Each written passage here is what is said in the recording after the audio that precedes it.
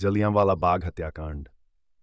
1919 में भारत के इतिहास में एक ऐसी घटना घटी जिसे याद करते हुए आज भी रूह कांप उठती है। यह घटना अमृतसर के जलियांवाला बाग में हुई, जब जनरल डायर के आदेश पर निहत्थे थे और निर्दोष लोगों पर बेरहमी से गोलीबारी की गई। इस घटना ने भारतीय स्वतंत्रता संग्राम में एक निर्णायक मोड़ लिया और ये अंग्रेजों के खिलाफ गुस्से और संघर्ष का प्रतीक बन गई। 1919 में ब्रिटिश शासन के खिलाफ असंतोष काफ़ी बढ़ चुका था और भारतीय जनता ने स्वराज की मांग की थी।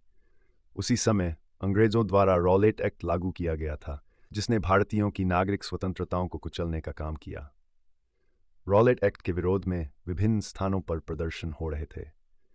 7 अप्रैल 1919 को अमृतसर में भी एक बड़े विरोध प्रदर्शन का आयोजन किया गया था, जिसमें महिलाएं और बच्चे भी शामिल थे।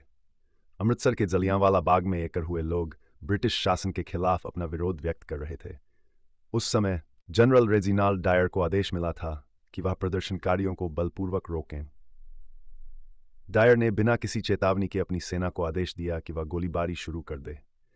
बाग में केवल एक प्रवेश द्वार था और वहां से निकलने का कोई रास्ता नहीं था। सैनिकों ने बिना किसी हिचकिचाहट के गोलियां चलानी शुरू कर दी। लोगों को भागने का कोई रास्ता नहीं था, क्योंकि बाग चारों ओर से दीवारों से घिरा हुआ था। वहां से निकलने का कोई उपाय नहीं था और हजारों लोग मारे गए।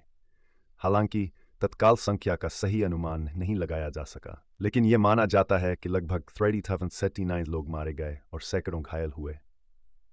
इस घटना के बाद पूरे देश में विरोध और गुस्से की लहर दौड़ गई। जलियांवाला बाग हत्याकांड ने भारतीय जनता के दिलों में गहरी चोट पहुंचाई। महात्मा गांधी ने इसे आत्मनिर्भरता की खोज का एक महत्वपूर्ण मोड़ माना।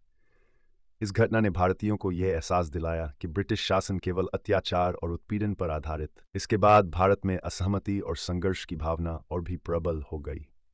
शिक्षा। जलियांवाला बाग हत्याकांड ने यह सिद्ध किया कि अत्याचार और हिंसा से किसी भी समस्या का समाधान नहीं होता।